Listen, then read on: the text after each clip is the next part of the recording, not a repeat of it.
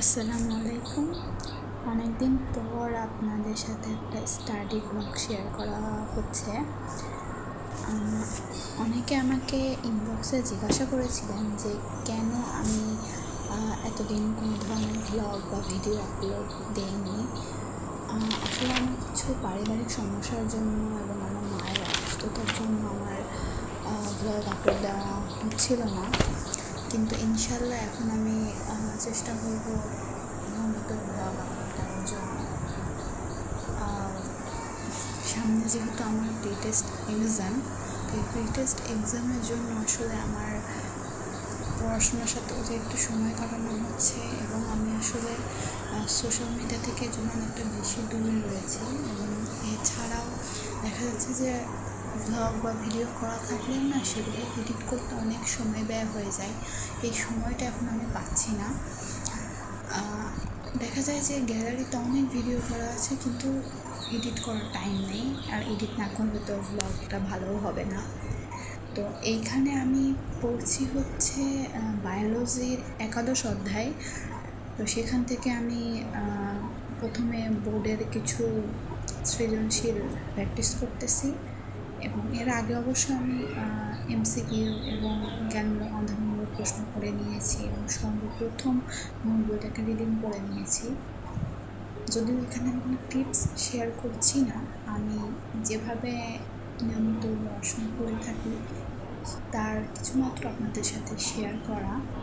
আমি আমার এই প্ল্যাটফর্মে বা অনলাইন প্ল্যাটফর্ম বলি ইউটিউবে খুবই নতুন, আমি জানি না কীভাবে কী করতে হয়। অনেক দোষ ত্রুটি ভুল থেকে যেতে পারে। আপনারা অনেক বিজ্ঞ মানুষ থাকতে পারেন যারা এই প্ল্যাটফর্মের সাথে অনেক দিন ধরে জড়িত, তারা আসলে এই ছোট্ট ভিডিওটাকে, মানে ছোট মানুষের ভিডিওটাকে ক্ষমা সুন্দর দৃষ্টিতে দেখবেন। এবং আমি আপনাদের কাছে প্রার্থনা জানাবো বা অনুরোধ জানাবো যেন আপনারা আমাকে সেই সুযোগটুকু দেন যাতে আমি আমার এই মেধার বিকাশ বা এই প্ল্যাটফর্মে একটু কিছু হলেও কাজ করতে পারি। কিছু আপনারা কিছু মনে করবেন না, কারণ বা একটু ক্ষমা সুন্দর দৃষ্টিতে দেখবেন, কারণ আমার আশেপাশে কনস্ট্রাকশনের কাজ হচ্ছে এবং আমার বড় বোন একটু চিল্লাপাল্লা করতে পারে, ভিডিওর মধ্যে সাউন্ড চলে আসতে পারে। যদিও আমি এখন ভয়েস ওভার দিচ্ছি, তো এইখানে আসলে হয়ে যায় ফ্যামিলিগত কিছু প্রবলেমের জন্য আর কি ভয়েস ওভারের ভিতরে বিভিন্ন শব্দ চলে আসে, এটা স্বাভাবিক। অনেকে আমাকে জিজ্ঞাসা করেছেন যে আমি কোন ক্লাসে পড়ি এবং আমার ডিপার্টমেন্টটা কী। আমি 10ম শ্রেণীর শিক্ষার্থী, আমার ডিপার্টমেন্ট হচ্ছে সায়েন্স। আমি পুরাতন কারিকুলামের হচ্ছে স্টুডেন্ট। নতুন কারিকুলাম তো এসেছেই, কিন্তু পুরাতন কারিকুলামের স্টুডেন্ট আমি। আসলে আমাদের প্রি-টেস্ট এক্সাম খুব দ্রুতই শুরু হবে এবং এই প্রি-টেস্ট এক্সামের জন্য আসলে মানে বেশি করে পড়াশোনা করা জরুরি, কারণ প্রি-টেস্ট এক্সামের পরে টেস্ট এক্সাম রয়েছে এবং টেস্ট এক্সামের পরে আমাদের অর্ধবার্ষিক হবে, আরও কয়েকটা পরীক্ষা হবে, তারপরে আমাদের ফাইনাল এসএসসি হবে। যদিও এটা আমার জীবনে দেওয়া প্রথম পাবলিক পরীক্ষা, আমি জানি না পরীক্ষাটা কেমন হবে, তবে আমি আশাবাদী এবং ইনশাল্লাহ আমি আমার সর্বোচ্চটা দিয়ে ভালো করতে পারবো। আপনারা সবাই আমার জন্য দোয়া করবেন। আপনাদের যদি পার্সোনালিভাবে কোনো পড়াশোনা বিষয়ে কোনো টিপস বা কোনো তথ্য জানার দরকার হয়, আপনারা ইনবক্স করতে পারেন। আর আমার কাছ থেকে যদি আপনাদের বিন্দুমাত্র কোনো উপকার হয়, তার জন্য আমি নিজেও উপকৃত হব। আর আমি পড়ি যেহেতু সায়েন্সে, আমি যতটুকু জানি ততটুকু আপনাদের জানানোর চেষ্টা করব। আর অনেকে আমাকে বলেছেন যে আমি কোন গাইডটা ব্যবহার করি বা পড়ি।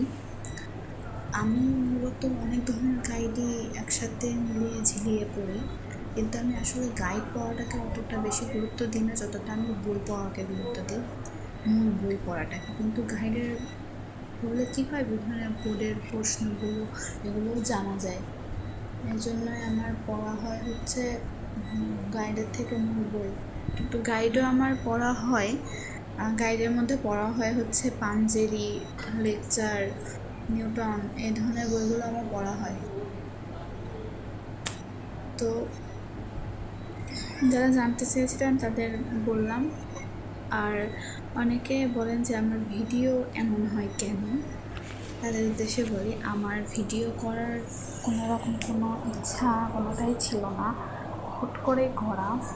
তো আমার আসলে সেমন ভিডিও করার কিছু জিনিসপত্র যেমন মোবাইল স্ট্যান্ড এ ধরনের কিছুই নেই। আমি এক হাত দিয়ে ধরে ভিডিও করি এবং আরেক হাত দিয়ে পড়াশোনার ওটা করা হয় আমার।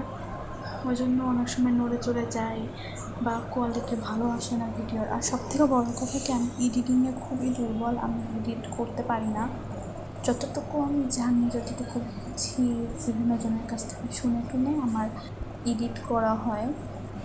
আর হচ্ছে আমার যেহেতু স্ট্যান্ড নেই, অনেক সময় নড়ে চড়ে যায়। আর আমি ক্যাপকাট দিয়ে ভিডিও এডিট করি। আপনারা জানেন যে ক্যাপকাট অনেক পরিচিত একটা অ্যাপ। অনেকে ক্যাপকাটে অনেক ধরনের ভালো ভালো ভিডিও করে, কোয়ালিটি আসলে অনেক ভালো হয় ভিডিও করার। যেহেতু আমার অনলাইনে প্ল্যাটফর্মে আসার কোনো ছিল না, পরিকল্পনা ছিল না, তাই আসলে আমি কোনো ধরনের কোনো যন্ত্রপাতিও কিনিনি বা কিছুই আমি করিনি। তবে ইনশাল্লাহ ইচ্ছা আছে, যদি আমি সেইভাবে সাড়া পাই বা যদি আমি সেইভাবে করতে পারি বা বুঝতে পারি, তাহলে আমি চেষ্টা করতে পারি এগুলোই করার।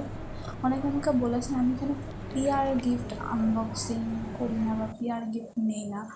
আমি খুবই ছোট একটা পেজ আমার, আমার পিআরের জন্য আমার করা হয় না। তো আপনারা সবাই আমার চ্যানেলটিকে সাবস্ক্রাইব করবেন এবং আমার পাশে থাকবেন। ধন্যবাদ।